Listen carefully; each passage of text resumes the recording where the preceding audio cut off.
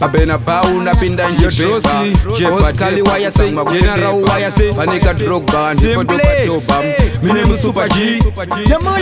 nangoti mula hona avashamboti gona varipo vakambokata pata kambofona right now uzovabata patanzita gona tinovasuka samorata kana maradona ingori kete enda timbonete ukanzwa vanoti tiisa vatikete varipo vatakamisa kuti tiipete wrong tendo chisa baba kana kuti tete one love one rough ndogona zvese high five kana naf ndovhuma zvese bofo kana staff ndobiga vese vanondiporofoka tafa ndizofadza mese one love one rough ndogona zvese high five kana naf ndovhuma zvese bofo kana staff ndobiga vese vanondiporofoka tafa ndizofadza mese ndopinda mugame ndovapasa zvima lessons attack big time but atizodipa defense rhyme riri sweet kunge kapwe ripa romance steam plus hit tinovapisa recent support one love every ghetto every town basi lititoti puff takakula down mabhiti teta rough kusvika vatipa crown kumacheka semachetira gweja wekumine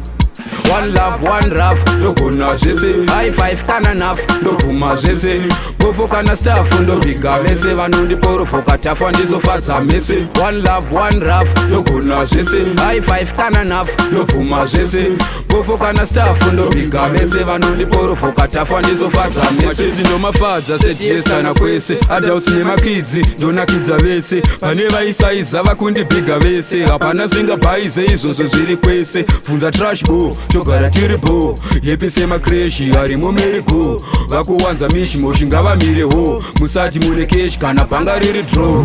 tsvake plan tsvake pondwa zvidigani kana bondwa zvina patani zvehondwerwe nasatani kusondo akusi kuti ndotya hondo ndiri fiti ndotya zondo ndobaya hati nemunondo akaita miti yemakondo one love one rough ndogona zvese high five kana naf ndobvuma zvese bofo kana staff ndobiga vese vanondiporofoka tafa ndizofadza mese one love one rough ndogona zvese high five kana naf ndobvuma zvese bofo kana staff ndobiga vese vanondiporofoka tafa ndizofadza mese one love one rough ndogona zvese high five kana naf ndobvuma zvese bofo kana staff ndobiga vese vanondiporofoka tafa ndizofadza mese one love one rough ndogona zvese high five kana naf ndobvuma zvese bofo kana staff ndobiga vese vanondiporofoka tafa ndizofadza mese Productions.